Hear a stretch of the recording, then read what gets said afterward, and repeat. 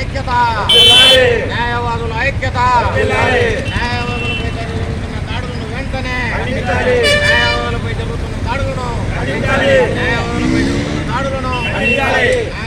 ఐక్యత, న్యాయవాదులకు రక్షణ చట్టం వెంటనే, న్యాయవాదులకు రక్షణ చట్టం వెంటనే, న్యాయవాదులకు రక్షణ చట్టం వెంటనే.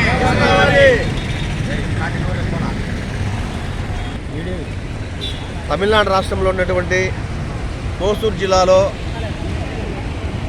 కోర్టు బయట ఒక న్యాయవాదిని అత్యంత పాశవికంగా, కిరాతకంగా, దుర్మార్గంగా చంపడం ఏమైనా చర్యని చెప్పి ఇవాళ కడప బార్ అసోసియేషన్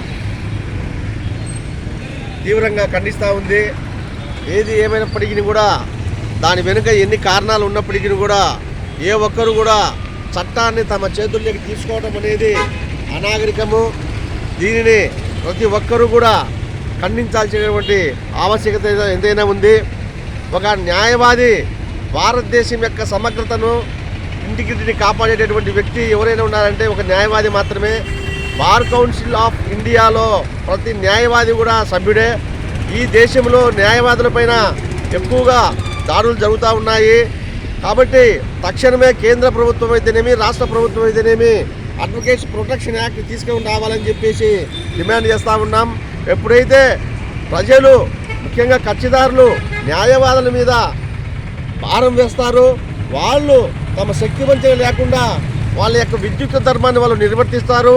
ఆ క్రమంలో ఎదుటి వ్యక్తి వారు న్యాయవాదుల పైన దాడి చేయమనేది అప్రజాస్వామికము. దీనిని ప్రభుత్వం వారు, కేంద్ర ప్రభుత్వమైనా రాష్ట్ర ప్రభుత్వమైనా సీరియస్గా తీసుకొని దుండగులు ఎంతటి వారైనప్పటికీ కూడా వాళ్ళని కఠినతరం శిక్షించాలని చెప్పేసి, అందున న్యాయవాదులపైన దాడి చేసినటువంటి నేరాన్ని చిన్న నేరంగా కాకుండా చాలా బలమైన నేరంగా దాదాపు 10 సంవత్సరాల పైనే శిక్షించేటటువంటి ప్రొవిజన్స్ పెట్టాలని చెప్పేసి కడప బార్ అసోసియేషన్ డిమాండ్ చేస్తూ ఉంది. కేంద్ర ప్రభుత్వమైనా రాష్ట్ర ప్రభుత్వమైనా ఇప్పటికైనా కూడా అడ్వకేట్స్ ప్రొటెక్షన్ యాక్ట్ తీసుకోవడానికి చర్యలు తీసుకోవాలని చెప్పేసి ఈ సందర్భంగా నేను డిమాండ్ చేస్తూ ఉన్నా.